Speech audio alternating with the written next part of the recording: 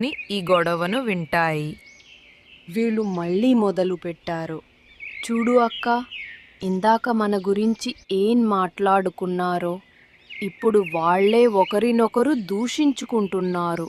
నిజమే, వాళ్ళని చూస్తుంటే మనకంటే బుద్ధిహీనులైనట్టు అనిపిస్తోంది. రాము, లక్ష్మణ్, భారత్ ముగ్గురు నిన్నటి సంఘటన గురించి తీవ్రంగా ఆలోచిస్తూ ఇంటి ముందున్న మర్రి చెట్టు కింద కూర్చుని ఉంటారు. అప్పుడే ఆ దారిన పోతున్న ఒక వృద్ధుడు వారిని చూసి ఆగుతాడు. ఏమైంది నాయనలారా, ముగ్గురు ఇలా ఆలోచనలో కూర్చున్నారు? నమస్కారం తాతయ్య. ఇంకేం లేదు. రోజూ మా ఇంటి ముందున్న చెట్టు మీద పక్షులు మామూలుగానే అరుస్తాయి, కానీ నిన్నటి నుండి వాటి అరుపులు వింతగా అనిపిస్తున్నాయి. మా గురించి ఏదో మాట్లాడుకుంటున్నాయనిపిస్తోంది.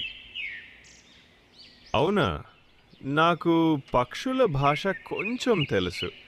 ఏం మాట్లాడుకుంటున్నాయో చెప్పనా? నిజంగానా తాతయ్య? దయచేసి చెప్పండి. మీ ఇంట్లో రోజూ జరిగే గొడవలు, ముఖ్యంగా మీ కోడళ్ల మధ్య ఉండే తేడాలు, వాటి గురించి అవి మాట్లాడుకుంటున్నాయి.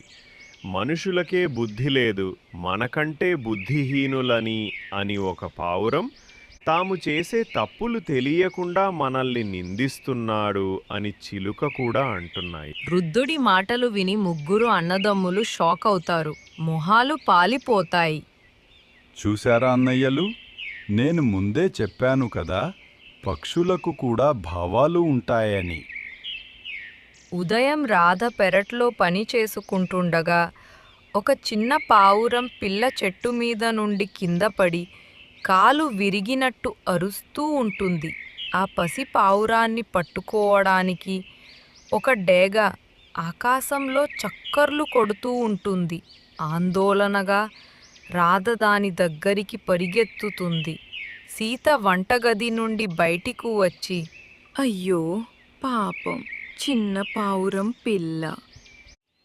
సీత, గీత వెంటనే రాధకు సాయం చేయడానికి పరుగెత్తుతారు. వాళ్ళు ముగ్గురూ కలిసి పెద్దగా అరుస్తూ చేతులతో డేగను బెదిరించడానికి ప్రయత్నిస్తారు. పావురం తల్లి, తండ్రి కూడా ఆకాశంలో అరుస్తూ డేగను తరిమేస్తాయి. ఏం జరుగుతోంది ఇక్కడ? పక్షులకు ఆపద వచ్చినట్టుంది. రాధా, జాగ్రత్త! ముగ్గురు కోడళ్ల ఐక్యత చూసి డేగ వెళ్ళిపోతుంది. రాధ పావురం పిల్లను జాగ్రత్తగా పట్టుకుని ఉంటుంది. రాధ ఆ పావురం పిల్లకు కట్టుకట్టి జాగ్రత్తగా